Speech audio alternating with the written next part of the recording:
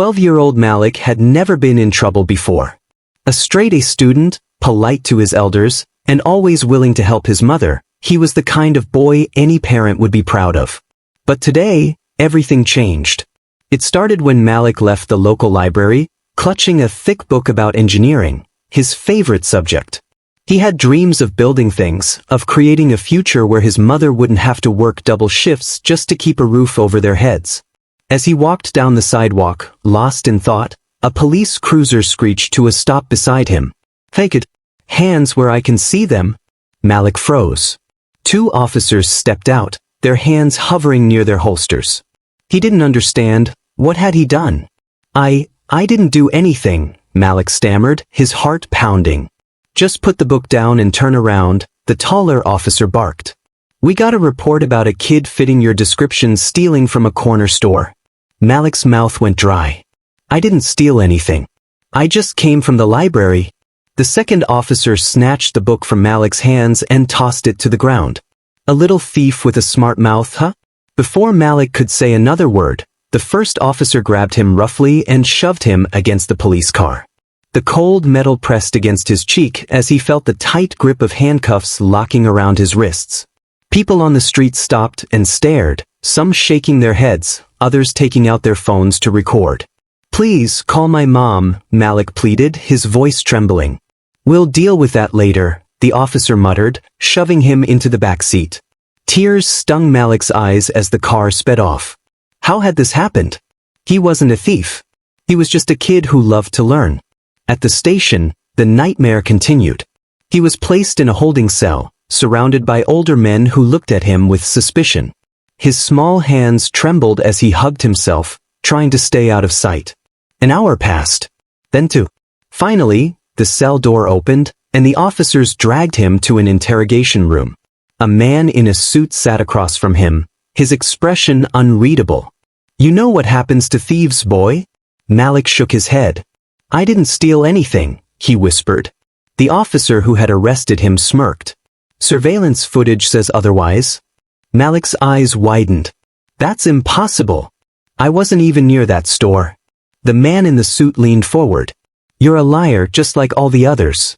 Now, tell us who you're working with." Malik clenched his fists. "I told you, I was at the library." The officer slammed his hand on the table. "Enough."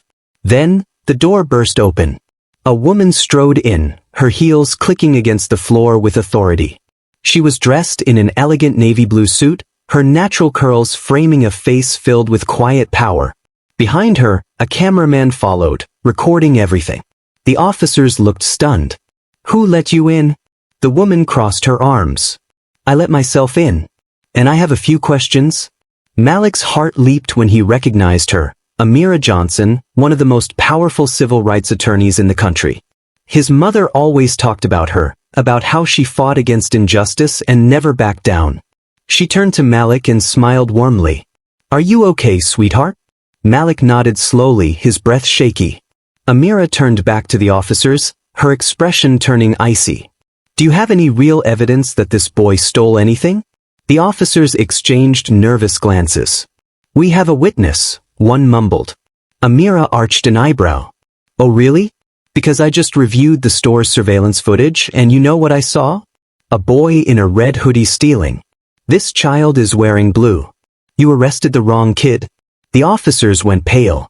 "And not only that," Amira continued, "but you detained a minor without informing his legal guardian, interrogated him without a lawyer, and denied him his basic rights." She placed a thick folder on the table.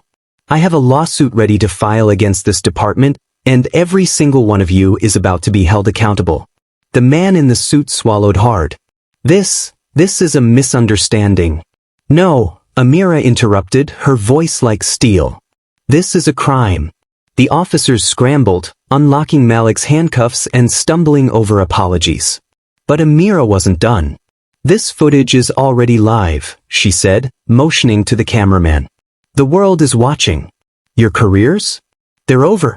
By the time Malik was reunited with his mother, tears of relief spilled down her face as she held him close. Amira knelt beside him, placing a gentle hand on his shoulder. "You're going to be okay. And I promise you, They won't get away with this. A week later, the officers who arrested Malik were fired. The police department faced a major lawsuit. And Amira made sure Malik's story reached the world. As for Malik, he never let that day define him. He continued to study, to dream, and to push forward. And years later, when he stood in front of a crowded room, wearing a cap and gown as he gave his valedictorian speech, he knew one thing for sure. No one could take away his future.